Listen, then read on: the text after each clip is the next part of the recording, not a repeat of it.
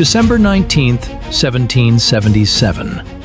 A heavy, ringing silence hangs in the air, broken only by the crunch of snow and the muffled cough that seems to tear through the chest of every second person walking. This is not a triumphant parade of victors, nor a strategic movement of a great army. It is a procession of ghosts.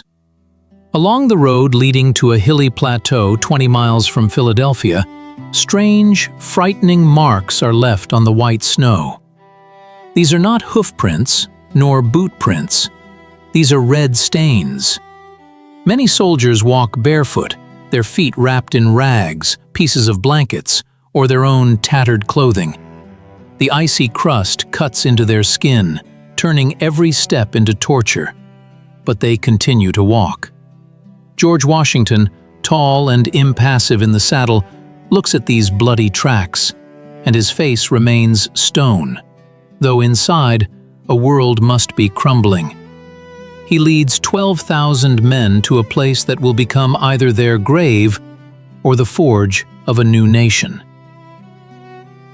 The name of this place is Valley Forge. Here, among the wind-swept hills of Pennsylvania, the fate of a revolution which seemed already doomed to failure was to be decided. To understand the depth of the fall in which these men found themselves, one must look at the map of events of that winter. The British Army under the command of General William Howe was comfortably settled in Philadelphia, then the capital of the rebellious colonies. British officers enjoyed the warmth of city mansions, attended balls, drank hot punch, and slept in soft beds. They had gold to pay local farmers for fresh meat and vegetables. For the British, this war was an annoying misunderstanding, the suppression of a rebellion that could be waited out in comfort until spring. For the Americans, however, the situation looked like a complete disaster. They had lost their capital. They had lost a number of key battles in the autumn, and now their government, the Continental Congress, had fled to the city of York, leaving the army virtually unsupported. The choice of Valley Forge for winter quarters was not accidental, although to many soldiers it seemed like a sophisticated punishment. This place was a natural fortress, a high plateau, protected by the Schuylkill River on one side and steep hills on the other. From here, Washington could keep an eye on the British in Philadelphia, preventing them from freely raiding the Pennsylvania countryside, and yet be far enough away to avoid a sudden night attack. Strategically, it was a brilliant decision.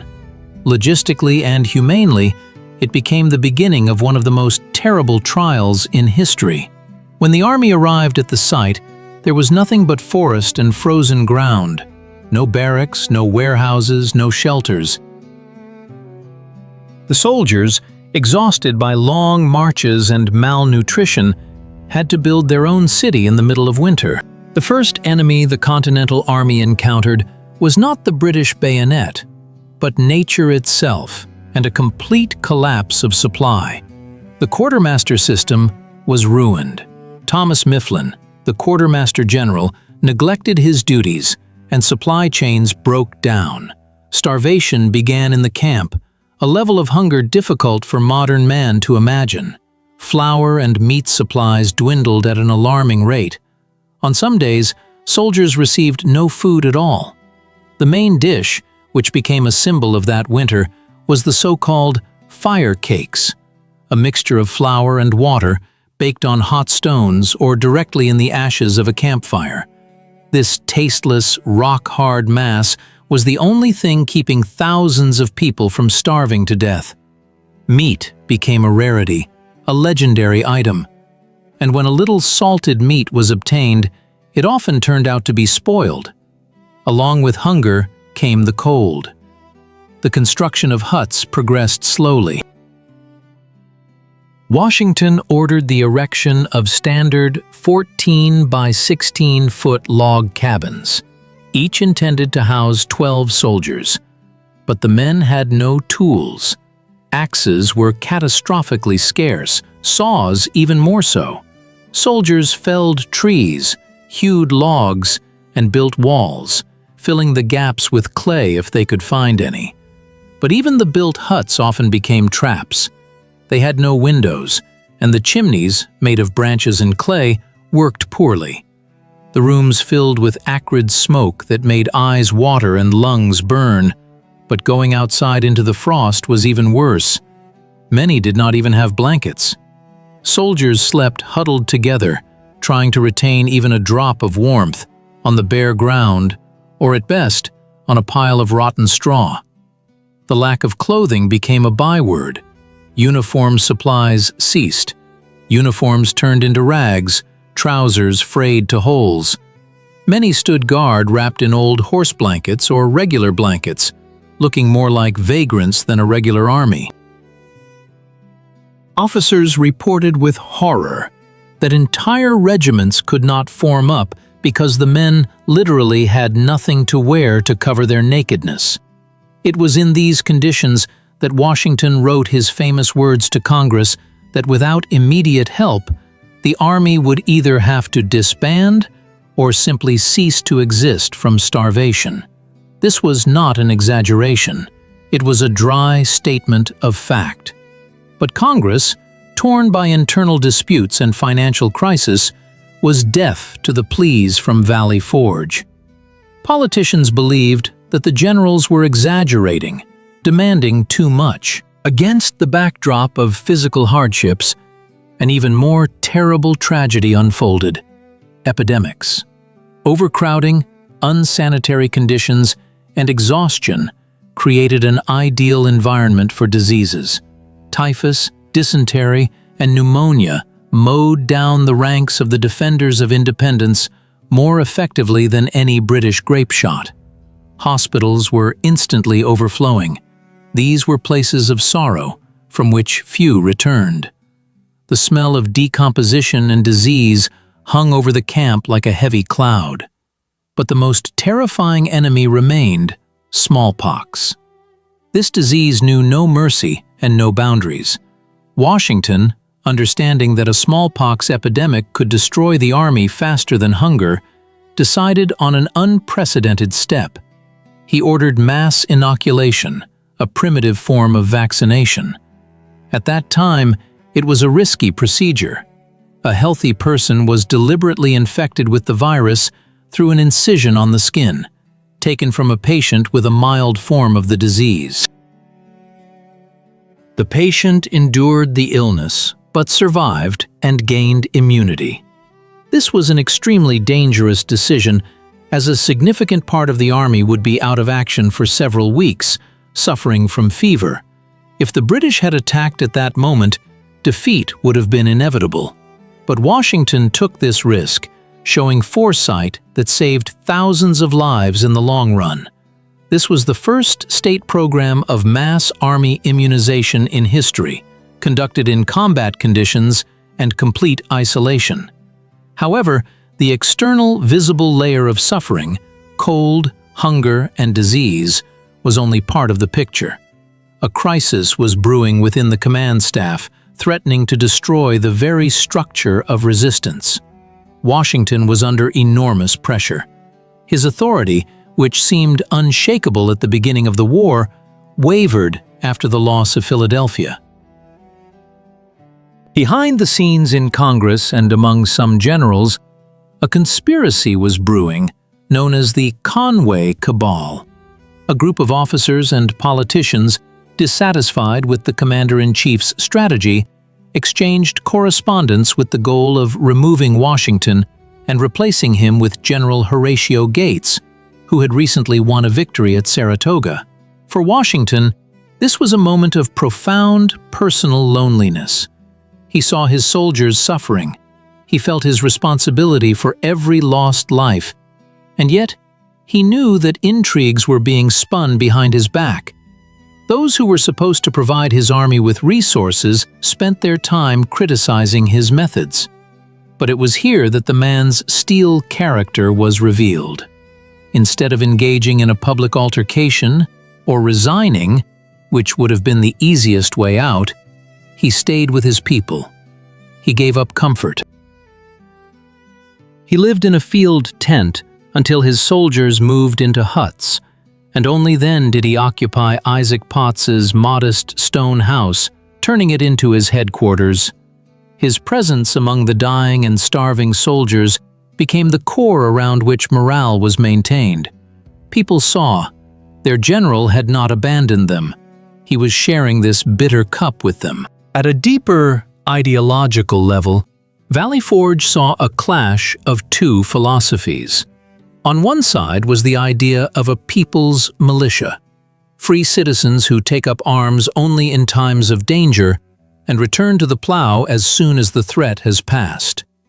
This was a romantic idealization upon which the early rhetoric of the revolution was built. On the other side stood a harsh reality. Against the professional, world-class British war machine, the militia was powerless. The militiamen were brave but undisciplined. They could fight for their homes, but didn't know how to maneuver in the field, hold formation under fire, or execute complex tactical tasks. Washington understood. To defeat an empire, you needed not just a group of patriots, but a professional, regular army. But the very concept of a regular army frightened many Americans, who saw in it an instrument of tyranny, similar to that used by the British king. This philosophical conflict permeated the consciousness of every soldier. Why am I here? Why should I endure these hardships when my contract expired 3 weeks ago? Why should I obey orders if the government isn't fulfilling its obligations to me? Dozens of officers resigned, hundreds of soldiers deserted, unable to bear the conditions. But the core of the army remained. Those who survived January and February of 1778 underwent an internal transformation. They ceased to be mere farmers and shopkeepers with muskets. The suffering forged in them a sense of brotherhood that was stronger than orders. They stayed not for Congress and not for pay, which had long since depreciated. They stayed for the man standing next to them in line, and for an idea that became increasingly tangible as their physical strength waned. And then, when the darkness seemed impenetrable and the army's collapse a matter of time, a figure appeared on the scene who was destined to change the course of history. On February 23, 1778, a carriage drove into the camp. Out of it stepped a man who looked like a being from another world. Friedrich Wilhelm August Heinrich Ferdinand von Steuben, a Prussian baron, former adjutant to Frederick the Great himself. At least, so the legend he diligently maintained claimed. In reality, his rank was more modest, and his career in Europe had stalled. But Benjamin Franklin in Paris saw potential in him and sent him to America, providing letters of recommendation full of exaggerations. Steuben spoke not a word of English. His entourage consisted of an Italian greyhound and several adjutants. He was colorful, loud, and seemed utterly out of place amidst the destitution of Valley Forge. But behind the outward polish and grand title lay a brilliant military instructor and organizer. Washington, desperately in need of a professional, appointed him Inspector General and gave him carte blanche to train the army. What happened next can only be described as a miracle of pedagogy and adaptation. Steuben immediately understood that Prussian drill discipline would not work here. Americans were not European peasants accustomed to blind obedience. They were free men who always asked, why? And Steuben decided to answer that question. He began by creating a model company. He selected 120 of the best soldiers from various regiments and began training them personally. It was an unprecedented sight. A Prussian baron in full regalia taking a musket and showing a private how to hold it correctly. He crawled through the mud. He corrected the soldiers' hand and foot positions. He worked with them from dawn till dusk. The language barrier was resolved comically but effectively. Steuben gave orders in German or French, his adjutant translated them into English. When the soldiers made mistakes, the Baron would erupt in tirades of multi-layered curses in all the languages he knew, then ask his adjutant, "Translate to them how angry I am." This provoked laughter, but in a strange way, it brought the aristocrat and the ragged soldiers closer. They saw that he cared. Steuben simplified the regulations. He discarded all unnecessary movements, leaving only what was truly essential in battle. He unified the step, taught soldiers to march in columns, to rapidly deploy from marching order into battle formation, and most importantly, to reload muskets quickly and synchronously. Before his arrival, each regiment used its own commands and drill techniques, which made coordination on the battlefield impossible. Steuben introduced a single standard. He wrote instructions at night, his assistants translated them, and by morning, the orders were distributed throughout the army. This manuscript would later become known as the Blue Book, the regulations by which the U.S. Army would live for the next 30-plus years. But the most important change was psychological. The drill, which usually exhausts soldiers, became a salvation in Valley Forge. It gave people a purpose. It filled the empty, despair-ridden days with meaning. The soldiers saw their skills grow. They began to feel confident. The model company dispersed to their regiments and taught the others. Knowledge spread like wildfire. Chaos was replaced by order. The camp was rebuilt according to strict sanitary standards. Kitchens were moved further from living quarters, latrines even further. This sharply reduced illness.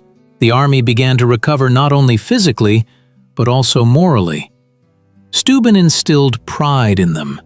He made them believe that they were professionals, capable of standing against the best army in Europe. The spring of 1778 brought not only warmth, but also stunning news. It became known that France had officially entered the war on the side of America. This changed everything. Now the colonies had a powerful ally with a navy and money. But to take advantage of this chance, a combat-ready force was needed. And it already existed. In May, Washington held a grand review. The army, which in winter resembled a gathering of vagrants, now marched with the precision of clockwork. They performed complex maneuvers, reformed, and fired rapid volleys on command. Steuben looked at his creation with pride, and Washington understood. He finally had an instrument of victory in his hands. The culmination of this transformation process was the departure from Valley Forge in June. The army, leaving behind the graves of 2,500 comrades, moved in pursuit of the British, who were leaving Philadelphia. Soon they were to pass their test in the Battle of Monmouth. And there, in the scorching heat, under continuous fire, yesterday's militiamen stood to the death against elite British grenadiers. They did not flinch. They maneuvered. They used bayonets as the Baron had taught them. The British were surprised to discover that before them were no longer rebels, but a regular army. Valley Forge did not destroy them. It reforged them. The significance of this wintering goes far beyond military history. Valley Forge became a symbol of national resilience. It was a lesson that spirit can overcome matter. Resources are important, weapons are important, but the decisive factor remains the will to resist. Those who survived this winter became the elite of the new nation. They brought out of the icy hell the understanding that freedom is not a gift, but hard work and sacrifice. The paradox was that it was at the moment of its greatest weakness that the American army found its greatest strength. It was then, when all seemed lost, that the foundation for future victory was laid. Washington emerged from this ordeal an undisputed leader, whose power rested not on fear, but on boundless respect. Steuben proved that professionalism can be instilled even in the most difficult conditions, if there is the right approach to people. And the ordinary soldiers understood that they were a single whole. Differences between states, between Virginians and Massachusetts men, were erased in the cramped, smoky huts. Not just an army was born there, but an American identity. Today, looking at the green hills of Valley Forge National Park, it is difficult to imagine the horror and hopelessness that reigned here 250 years ago. But the lesson remains relevant. In the life of any nation, any organization, and any person, there are periods of __0_. Times when resources are exhausted, allies are silent, and the cold penetrates to the bone. At such moments, the temptation is great to give up, go home. Choose the easy way.